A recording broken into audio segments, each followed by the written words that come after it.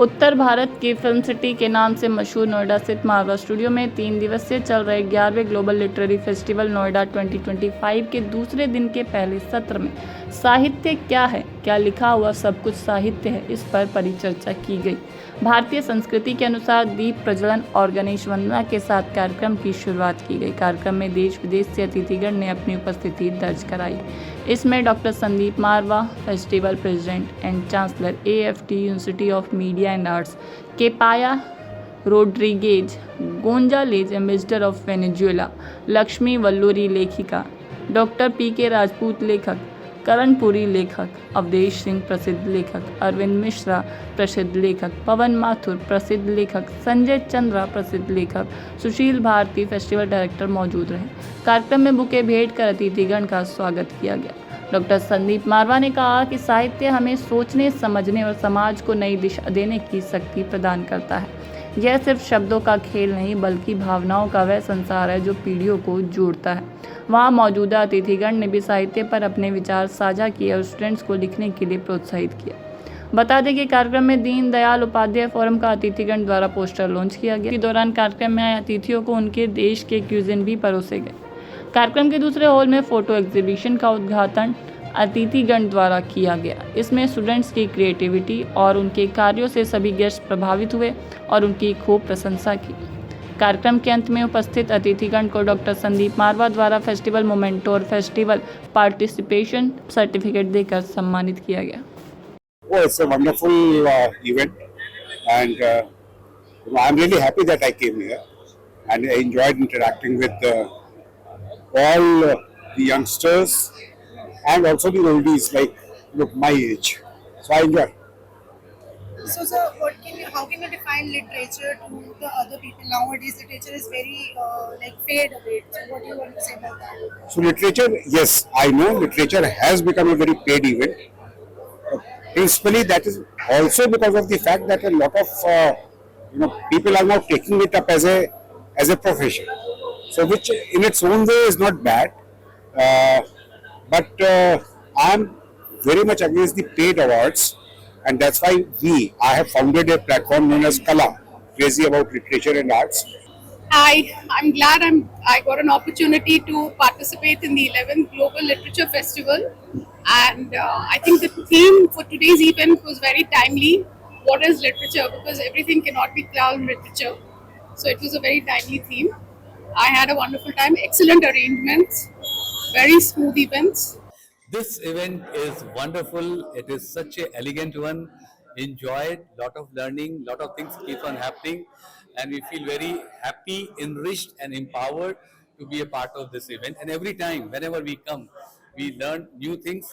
And the people who come from the literature festival, they come with a new theme, new ideas, which is very important for the today's generation as well as the people who are already crossed the 40-50 years of the age, because reading is very important and reading gives us impetus for lot many things to do. My name is Sandeep Mehta, and I'm very honored to come at the 11th Global International Literature Festival, and I thank Dr. Sandeep Marwa ji to invite me for this wonderful event. And this event is about the literature and the arts. So what is literature? We had this question coming up. Literature is actually about the passion you have in your heart and in your mind. What are your thoughts? And when you pin down the thoughts in your mind and from your heart, that becomes something like an essay or a poem or any article. Young people call it blogs also. So what is literature? Literature means something which brings anything in your mind about the society. Be it any reason you want to communicate to the society to bring out any evil and make our country beautiful. So that is about literature. I tell young people these days, this young generation. 11वें global literary festival Noida 2025 का आज ये दूसरा दिन है और उसका ये पहला खास कार्यक्रम चल रहा है, जिसके अंतर्गत हम लोगों ने ये तय किया है कि हम लोगों तक ये बताएं कि जो साहित्य है वो लिखना कितना जरूरी है।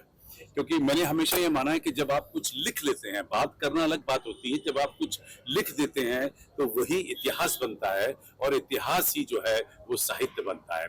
जो आज हम लिखेंगे, आने वाली कल जनरेशन उसी को पढ़कर उससे अपने संस्कार बनाएगी। तो ये बहुत जरूरी है कि हम अच्छा बोलें, अच्छा पढ़ें, अच्छा लिखें, अच्छी बातें करें और उसके बाद उसे लिख कर उसे इतिहास या साहित्य का रूप दें।